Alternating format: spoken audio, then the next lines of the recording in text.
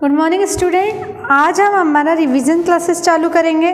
सबसे पहले हम रिवीजन करेंगे chapter number 3 concept of demand, मांग की अवधारणा की।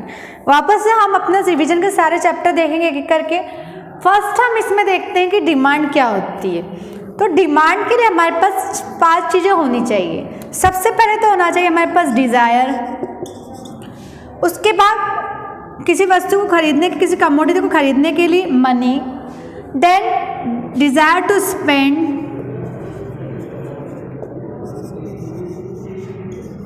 then एक particular time period,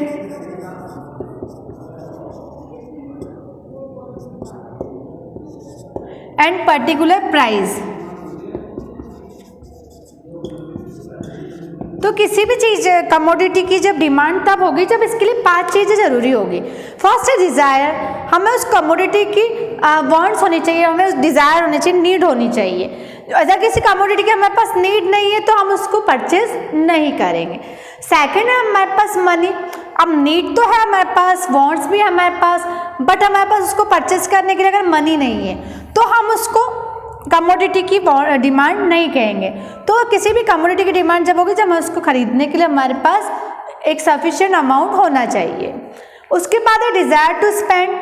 अब हमने हमारे पास नीड्स भी है और मनी भी है, बट लेकिन हमारे पास डिज़ायर टू स्पेंड मनी को खर्च करने की इच्छा नहीं है हमारे पास, ठीक है। हम नहीं खर्च करना चाहते जो हमारे पास मनी है, तो हम उसको भी डिमांड नहीं बोल सकते। फिर एक पर्टिकुलर प्राइस पे जो होती है वो डिज़ायर और मनी होना चाहिए। जैसे मान लो कि अगर किसी कमोडिटी की प्राइस बहुत ज़्यादा है, ठीक है, तो हम उसको, हमारे पास अगर मनी है तो भी हम उसको नहीं खरीदेंगे, क्योंकि हम चाहेंगे कि अगर वो उसको हम पोस्टपोन कर दें, बाद में खरीद लें। तो एक पर्टिकुलर प्राइस भी होनी चाहिए उसमें, और एक गिवन टाइम पीरियड भी होना चाहिए कि टाइम पीरियड एक पर्टिकुलर हो और उस गिवन टाइम पीरियड में उस गिवन प्राइस में जो हमारी डिज़ायर है किसी कमोडिटी की और उसको परचेज करने के लिए हमारे पास मनी है, साथ में डिज़ायर टू स्पेंड मनी भी हो, तब हम कहेंगे कि हम डिमांड की बात कर रहे हैं। तो डिमांड के लिए 5 जो चीज़ें हैं वो सारी की सारी आवश्यक है। अब हम बात करते हैं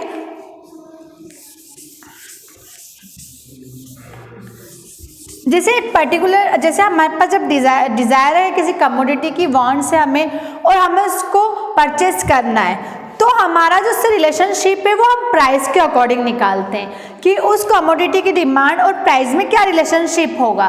तो डिमांड क्या होती है, ऑलवेज प्राइस से रिलेटेड होती है, और वो पर्टिकुलर प्राइस जो होती है डिमांड की उसी पे डिपेंड करती है।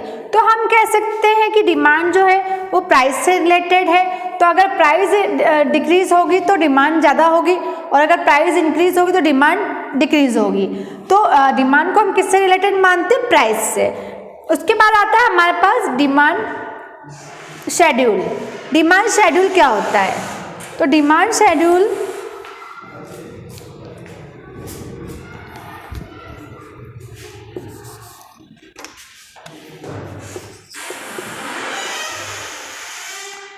या मांग तालिका। तो डिमांड शेड्यूल में किसी कमोडिटी की डिमांड को उससे प्राइस से रिलेटेड करके डिफरेंट प्राइस लेवल पर उस कमोडिटी की डिमांड को जब हम एक शेड्यूल के द्वारा बताते हैं तो वो हमारी डिमांड शेड्यूल कहलाती है। जब अलग अलग कीमत स्तर पे हम किसी वस्तु की मांग को एक तालिका के द्वारा दर्शाते हैं तो वो हमारी मांग तालिका कहलाती है। अब डिमांड शेड्यूल या मांग तालिका भी टू टाइप्स की होती है, 2 प्रकार की होती है। फर्स्ट है हमारी इंडिविजुअल।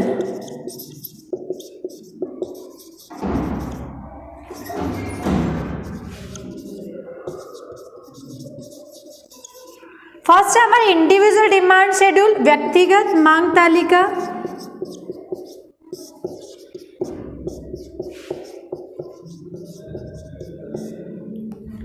तो फर्स्ट है हमारी इंडिविजुअल डिमांड शेड्यूल या व्यक्तिगत मांग तालिका। तो इसमें हम क्या करते हैं, एक इंडिविजुअल कंज्यूमर की एक इंडिविजुअल कंज्यूमर की जो डिमांड है उसको हम अलग अलग प्राइस पे जब बताते हैं शेड्यूल में, तो वो हमारी इंडिविजुअल डिमांड शेड्यूल कहलाती है, क्योंकि इसमें हम एक ही व्यक्ति की बात कर रहे हैं, एक ही कंज्यूमर की बात करें तो वो इंडिविजुअल डिमांड शेड्यूल कहलाएगी। एक ही व्यक्ति की बात कर रहे हैं तो व्यक्तिगत मांग तालिका कहलाएगी। सेकंड आता है हमारा मार्केट डिमांड शेड्यूल।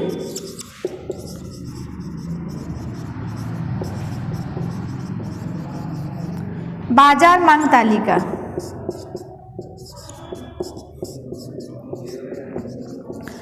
अब मार्केट डिमांड शेड्यूल में क्या होगा कि जैसे एक कमोडिटी है, पर्टिकुलर कमोडिटी, तो उस मार्केट में जितने भी कंज्यूमर है, मान लो कि इसके 30 कंज्यूमर है या 40 कंज्यूमर है, तो उन सब की जो डिमांड होगी, ठीक है, उन सब की जो डिमांड होगी उनको प्लस करके हमारी जो आएगी वो मार्केट डिमांड शेड्यूल में आएगी। ठीक है, तो मांग तालिका क्या होगी, बाजार मांग तालिका क्या होगी कि जब हम बाजार में जितने भी उपभोक्ता है उन सब की जो मांग होगी वो उसको जब हम जोड़ दें तो हमारे पास बाजार मांग तालिका कहलाएगी।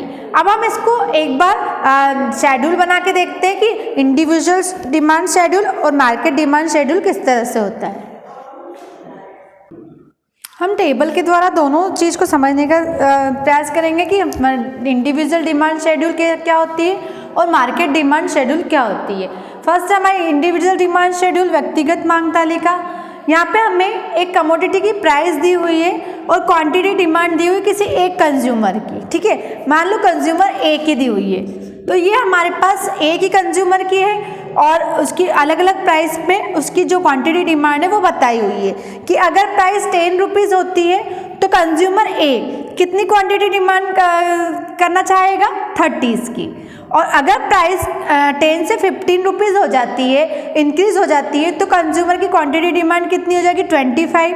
प्राइस वापस इंक्रीज हो रही है तो डिमांड क्या होगी, डिक्रीज होगी। तो इस तरह से जैसे जैसे प्राइस इंक्रीज होते जा रही है, कंज्यूमर की जो क्वांटिटी डिमांड है वो कैसी होते जा रही है, डिक्रीज होते जा रही है। तो ये इंडिविजुअल कंज्यूमर की डिमांड शेड्यूल है, इसलिए इसको हम इंडिविजुअल डिमांड शेड्यूल या व्यक्तिगत मांग अनुसूची कहेंगे। इसी के बाद अगर हम मार्केट डिमांड शेड्यूल की बात करें, बाजार मांग अनुसूची की बात करें, तो मान लेते हैं हम कि एक कमोडिटी है, उसके बाजार में दो कंज्यूमर है, कंज्यूमर ए और कंज्यूमर बी, दो उपभोक्ता है, इसके ए उपभोक्ता और बी उपभोक्ता। अब अगर किसी कमोडिटी के दो ही उपभोक्ता है तो उसकी मार्केट डिमांड जो होगी वो इन दोनों की क्वांटिटी डिमांड को प्लस करके निकाली जा सकती है। बाकी ऐसा रियल सिचुएशन नहीं होती कि किसी कमोडिटी के दो ही कंज्यूमर या उपभोक्ता हो, पर यहाँ पे हमने इसको समझने के लिए ये माना है कि कमोडिटी है और उसके केवल दो ही कंज्यूमर या उपभोक्ता है। अब हम इसमें यहाँ पे इसकी प्राइस और क्वांटिटी डिमांड कंज्यूमर ए की, क्वांटिटी डिमांड कंज्यूमर बी की और उसके बाद मार्केट डिमांड बताई हुई है। देखो, जब प्राइस 10 रुपीज़ होती है तो कंज्यूमर की डिमांड जो है, कंज्यूमर ए की डिमांड कितनी थी, 30 थी और कंज्यूमर बी की डिमांड कितनी थी, 28 थी। तो मार्केट डिमांड हमारी कैसे निकालेंगे हम, consumer A plus consumer B, इसको प्लस करके हम क्या कर लेंगे, मार्केट डिमांड को निकाल देंगे। क्योंकि यहाँ पे हमने क्या एजम्पशन माना है कि मार्केट में दो ही कंज्यूमर है, दो ही उपभोक्ता है पर्टिकुलर कमोडिटी के। तो 30 प्लस 28 कितना हो जाएगा, 58। तो 10 रुपीज़ पे जो मार्केट डिमांड है कमोडिटी की वो कितनी हो जाएगी, 58। इसके बाद हम आते हैं, अगर हमारी प्राइस इंक्रीज हो जाती है, 10 से 15 रुपीज़ होती है, तो क्वांटिटी डिमांड कंज्यूमर ए उपभोक्ता की जो बाजार मांग जो उत्पादन मांग है वो कितनी हो जाएगी, 25। और बी उपभोक्ता की जो क्वांटिटी डिमांड है, मांग मात्रा है, वो कितनी हो जाएगी, 24। और इन दोनों का प्लस करेंगे तो हमारे पास क्या आ जाएगी, मार्केट डिमांड, जो कितनी हो जाएगी, 49। फिर वापस हम देखते हैं कि प्राइस इंक्रीज होकर 20 रुपीज़ हो गई, तो क्वांटिटी डिमांड ए की कितनी होगी, 20 और बी की मांग मात्रा कितनी हो जाएगी, 21। और इन दोनों को प्लस करके हमारी बाजार मांग कितनी आ जाएगी, 41। वापस प्राइस इंक्रीज हो रही है, 20 से 25 हो गई, तो क्वांटिटी डिमांड ए की 20 से 15 हो जाएगी और बी की कितनी आ जाएगी, 21 से 18 हो जाएगी। और इन दोनों को प्लस करके हमारी मार्केट डिमांड क्या आ जाएगी, 33। उसी तरह से अगर प्राइस वापस इंक्रीज हो रही है तो इनकी वापस से जो डिमांड है वो कम होके और हम इसको मार्केट डिमांड को इसमें से फाइंड कर सकते हैं। अब हम देखेंगे कि इन दोनों शेड्यूल के द्वारा हम डिमांड कर्व को कैसे प्राप्त कर सकते हैं। इसके बाद हम देखते हैं डिमांड कर्व, मांग वक्र। तो डिमांड कर्व क्या होता है? तो डिमांड कर्व क्या होता है? जब हम ग्राफिकली रिप्रेजेंट करते हैं, डिमांड शेड्यूल को ग्राफिकली रिप्रेजेंट करते हैं, तो हमारे पास क्या होता है? डिमांड कर्व प्राप्त होता है। डिमांड कर्व भी क्या करता है? जो प्राइस और डिमांड के बीच में इन्वर्स रिलेशनशिप को शो करता है। इन्वर्स रिलेशनशिप, विपरीत संबंध को बताता है डिमांड कर्व, मांग वक्र। अब हम बात करते हैं कि डिमांड कर्व कैसे बनाते हैं हम। तो देखो, ये हमारे पास एक डिमांड शेड्यूल है, इंडिविजुअल डिमांड शेड्यूल। तो हमारे पास डिमांड कर्व भी जिस तरह से दो शेड्यूल होती है, इंडिविजुअल और मार्केट। तो डिमांड कर्व भी टू टाइप्स के होंगे, इंडिविजुअल डिमांड कर्व और मार्केट डिमांड कर्व, मतलब व्यक्तिगत मांग वक्र और बाजार मांग वक्र। तो सबसे पहले हम यहाँ पे देखते हैं कि इंडिविजुअल डिमांड कर्व क्या होता है। तो इंडिविजुअल डिमांड कर्व, जैसे कि नाम से समझ में आ रहा है, व्यक्तिगत मांग वक्र। जब हम एक व्यक्तिगत मांग वक्र, जब हम एक पर्सन की, एक कंज्यूमर की या एक उपभोक्ता की डिमांड को उसके प्राइस के अकॉर्डिंग रिलेशनशिप करके जब ग्राफ पे रिप्रेजेंट करते हैं, ग्राफ पे शो करते हैं, तो हमारा वो इंडिविजुअल डिमांड कर्व आता है। इसमें हम क्या करते हैं? अलग अलग प्राइसेस पे किसी एक कंज्यूमर की मांगी जाने वाली मांग मात्रा को बताते हैं। अब जैसे हमने यहाँ पे देखा कि हमारे पास डिमांड शेड्यूल थी इंडिविजुअल, तो अब इस डिमांड शेड्यूल को हम डिमांड कर्व कैसे बनाएंगे? तो ये देखिए आप लोग, यहाँ पे हमारे डिमांड शेड्यूल में सबसे पहले प्राइस कितनी थी? 10 रुपीज़ थी। तो 10 रुपीज़ पे हमारी क्वांटिटी डिमांड कितनी थी? 30 थी। तो हमने 10 रुपीज़ यहाँ पे ग्राफ पे हमने OX पे क्वांटिटी डिमांड और OY पे प्राइस लिया हुआ है। OX एक्सिस पे क्वांटिटी डिमांड मांग मात्रा और OY पे हमने प्राइस या कीमत ली हुई है। अब हम सबसे पहले देखते हैं कि प्राइस कितनी थी? 10 रुपीज़। तो हमारी डिमांड कितनी थी? 10 रुपीज़ से 30। तो अगर हम इन दोनों पॉइंट को मिलाएंगे तो कहाँ आएगा? यहाँ, ठीक है। उसके बाद प्राइस कितनी हो गई? 15। तो डिमांड कितनी हो गई? 25। इनको अगर हम मिलाते हैं तो हमारा पॉइंट कहाँ आता है? यहाँ। देन नेक्स्ट, अगर हम डिमांड हमारी 20, प्राइस हमारी 20 हो गई, तो डिमांड भी कितनी हो गई? 20 हो गई, ठीक है। उसके बाद प्राइस अगर 25 हो गई तो डिमांड कितनी हो गई? 15 हो गई, जो यहाँ पे मिलाएगा इनको एक दूसरे को। उसके बाद अगर प्राइस इंक्रीज हो गई, 30 हो गई, तो डिमांड हमारी कितनी हो जाएगी? 10 रुपीज़ हो जाएगी। अब इन सारे पॉइंट्स को अगर हम एक लाइन से मिला देते हैं,